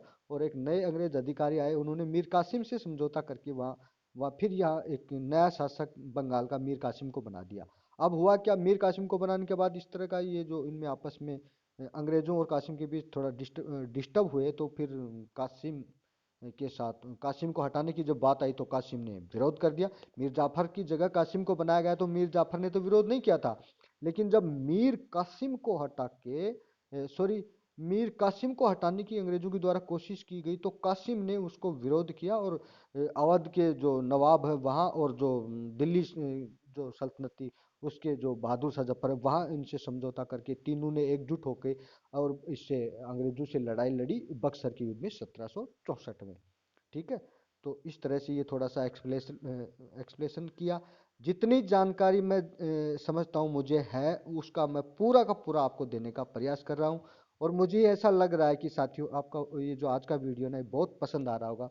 आप इसको बहुत पसंद कर रहे होंगे। और साथियों, अगर मैं आपके लिए जो प्रयास कर रहा हूँ आपको पसंद आ रहा है ना, तो आप इसको वीडियो को लाइक करें और बहुत ज़्यादा इसको शेयर करें साथियों।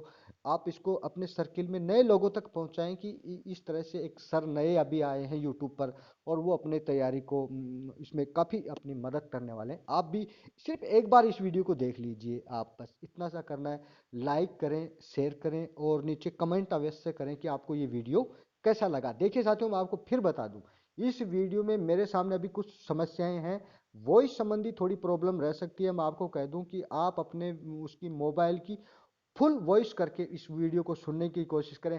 हो सकता है यार आपको फिर भी नहीं सुनाई दे, तो आप कान के पास करके सुन लेना, बस इतना इतना कहूँगा। थोड़ा सा आपको धैर्य रखना पड़ेगा इस वीडियो को सुनने के लिए। मैं क्वालिटी नहीं दे पा रहा हूँ अभी, मैं थोड़ा मेरे पास जो भी इंस्ट्रूमेंट है उससे मैं ये वीडियो ला रहा हूँ आपके लिए, क्योंकि आपका एग्जाम जनवरी में होने वाला है। और मैं तब तक नहीं चाहता कि मैं ऐसे ही बैठा रहूँ, मेरे को जो कुछ आता है वो आप तक नहीं पहुँचाऊँ। इसलिए हो सकता है संसाधनों की प्रॉब्लम हो, लेकिन मैं जो आपको बताना चाह रहा हूँ ना, वो ज़्यादा इंपॉर्टेंट था। और मुझे लगा कि फिर मैं बैठा रहूँगा ऐसे ही, आप तक ये चीज़ें पहुँचेंगी नहीं। इस इसको ध्यान में रखकर कि जैसे भी सही, आवाज़ कम ज़्यादा सही, लेकिन बात तो आप तक जानी चाहिए, इसको ध्यान में रखकर मैं आपके लिए कार्य कर रहा हूँ। अगला सवाल देख लिए। अगला सवाल देखते हैं। सवाल नंबर 20 है, और ये आज की सीरीज का आखिरी सवाल है। और इस टेस्ट सीरीज को पूरा देखने के लिए पूरा धैर्य, और आपने मतलब अभी ये 68 मिनट का वीडियो बन चुका है। इतना लंबा वीडियो आप देख रहे हैं, अगर कंटिन्यू आप देख रहे हैं तो आपके धैर्य को मैं सलाम करता हूँ।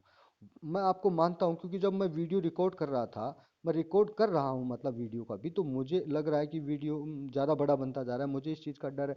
लेकिन फिर भी आप अगर एक ही बार में बिना स्किप किए, और बिना इसका जो मतलब इसकी जो वो होती है स्पीड वीडियो की 1.5 25 75 वगैरह करके, आप नॉर्मल आवाज़ में अगर इस वीडियो को देख रहे हैं, तो भाई मैं आपके धैर्य को सलाम करता हूं। और आप निश्चित रूप से ये चाहते हैं कि आपको इस तरह का कोई आपको टीचर मिले या इस तरह का साथी मिले, मुझे साथी कह लीजिए, टीचर कह लीजिए, जो मर्जी आप कह लीजिए, आप जो जो मुझे आपको उचित लगे ना, वो मुझे आप समझ लीजिए। ठीक है। और अगर पूरे धैर्य के साथ इस वीडियो को आपने सुना है, तो पुनः मैं आपको हृदय से बहुत बहुत आपको साधुवाद, और आपको मैं आपका हृदय से आभार करता हूं कि आपने एक ही बार में, अगर आपने ये 70 मिनट का वीडियो होगा इसको देख लिया है तो।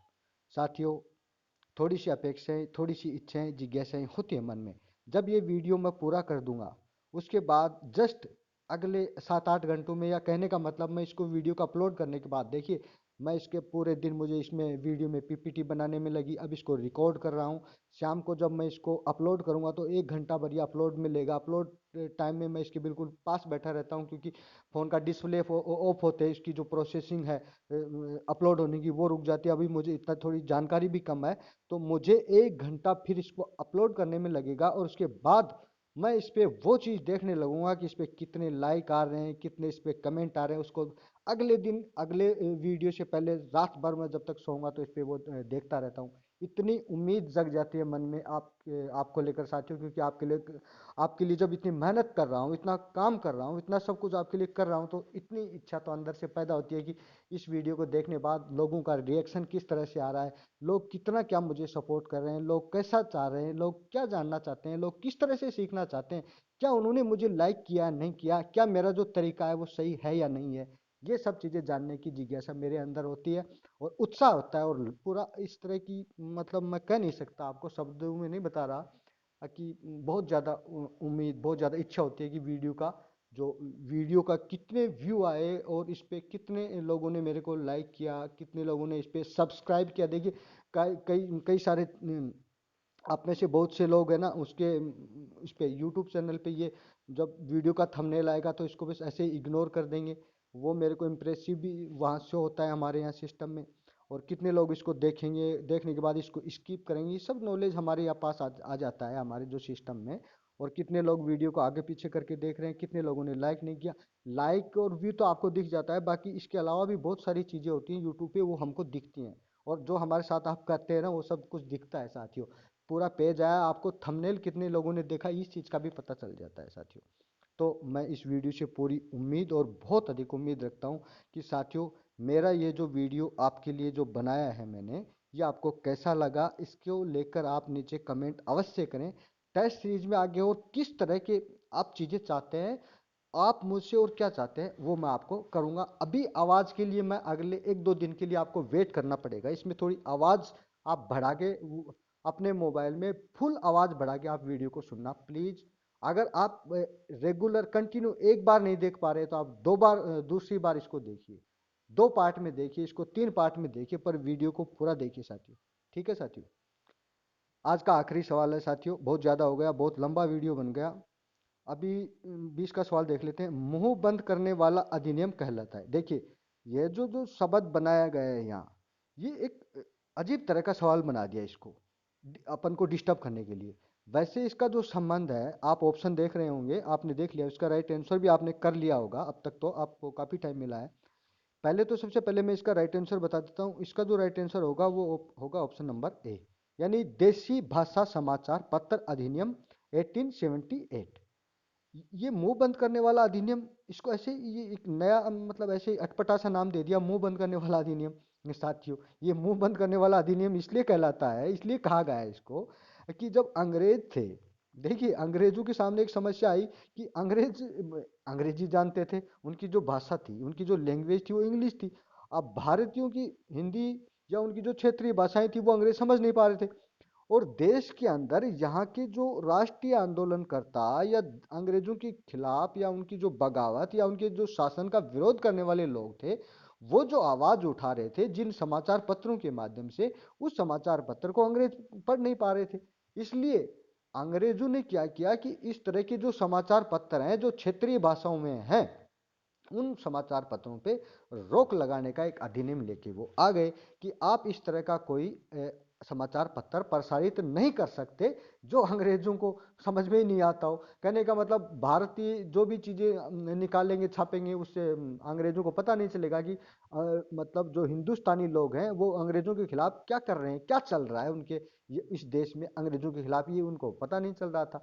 इसलिए उन्होंने ये जो एक्ट वो लेके आए रोक लगाने के लिए। भारत में उस समय राष्ट्रीय आंदोलन यानी राष्ट्रीय एकता के प्रयासों को लेकर जो समाचार पत्र या जो समाचार जो उस समय बने थे, संस्थान बने थे, जो प्रिंटिंग प्रेस उस समय लगी थी, तो वो अंग्रेजों के लिए बड़ी समस्या बनती जा रही थी। और इस समस्या को दूर करने के लिए, देखिए अंग्रेजों का तो राज था, वो जैसा चाहे वैसा कर सकते थे। इस समस्या को दूर करने के लिए उन्होंने क्या किया कि इस तरह के जो भी समाचार पत्र हैं जो अंग्रेजी शासन के खिलाफ काम कर रहे हैं और जिनकी भाषा क्षेत्रीय लोकल भाषा है, अंग्रेज उसको समझ नहीं पा रहे हैं, अंग्रेजों के अधिकारी उसको समझ नहीं पा रहे हैं, इस तरह के अखबार इसको प्रतिष्ठानों को, इस तरह के प्रिंटिंग प्रेसों को बंद कर दिया जाए। ये अधिनियम था। इसलिए अब देखिए, अब जब ऐसा कर रहे हैं तो साफ सी बात है, इसको मुंह बंद करने वाला अधिनियम अपने आप ही कहा जाएगा। समझ गए होंगे।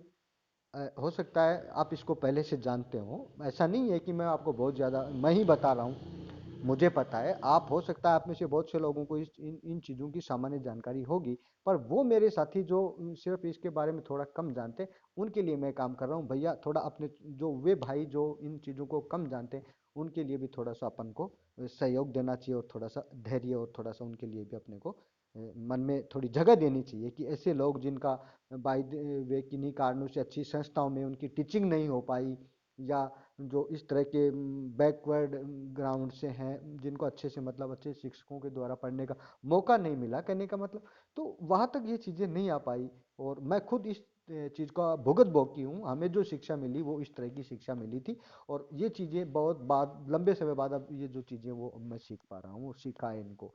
तो इस तरह के जो स्टूडेंट है उनकी समस्याओं को भी अपन को थोड़ा सा उनकी तरफ भी ध्यान देना चाहिए। तो साथियों, वीडियो 75 मिनट का वीडियो बन चुका है, और मैं आपसे पुनः कहूँगा साथियों कि वीडियो को अगर आप एक बार में पूरा नहीं देखें तो इसको 2 बार 3 बार अलग अलग पार्ट में डिवाइड करके आप 2-3 बार में देख लीजिए, पर वीडियो को पूरा देखिए। वीडियो को देखने के बाद आपको कैसा लगा इसके लिए आप कमेंट करें, और अगर आपको लग रहा है कि वीडियो बहुत हेल्पफुल है, यानी कि तैयारी करने वालों के लिए, अदरवाइज जिन लोगों जो लोग तैयारी से जुड़े हुए नहीं हैं उनके लिए तो ये सारी चीज़ें कोई मतलब नहीं रखेंगी, लेकिन जो तैयारी कर रहे हैं और आगे आने वाले समय में तैयारी करना चाहते हैं, या जिनके जिनके जो परिचित हैं, जिनके मित्र लोग हैं, फ्रेंड हैं, या कोई मतलब उनके रिलेटिव है, इस तरह के लोग अगर तैयारी कर रहे हैं और वो चाहते हैं कि उनका भी सिलेक्शन हो या वो भी अच्छे से तैयारी करें, तो उनके पास ये वीडियो लिंक आप शेयर कीजिए, और इसको सब्सक्राइबर अवश्य कीजिए। साथियों, इतना अगर आप देखिए, इसमें पूरा सिस्टम यहाँ पता चलता है कि कितने लोग बिना सब्सक्राइबर किए हुए इस पूरे वीडियो को देख रहे हैं, कितने सब्सक्राइबर किए हुए लोग देख रहे हैं। तो अगर आपने सब्सक्राइबर नहीं कर रखा और आप वीडियो देख रहे हैं, हाँ ये लगे कि आपको लगता है कि नहीं हमें कोई मतलब नहीं है, तब तो आपको मैं प्रेशर नहीं करूंगा आपको कि आप सब्सक्राइब करें। पर अगर आपको लगता है कि आप पूरी ईमानदारी से तैयारी कर रहे हैं और मैं आपको बहुत ईमानदारी से आपके लिए अच्छा कंटेंट और अच्छी चीज़ें आपके लिए लाऊंगा, तो आपको सब्सक्राइब कर लेना चाहिए। साथियों, आज के वीडियो में इतना ही। पूरा इतना लंबा समय देने के लिए, वीडियो को पूरा देखने के लिए, आपने जो आपका जीवन का अमूल्य समय मुझे दिया, इसके लिए मैं आपको पुनः बहुत बहुत हृदय से धन्यवाद देता हूँ। आज के वीडियो में इतना ही, मिलते हैं अगले वीडियो में। धन्यवाद।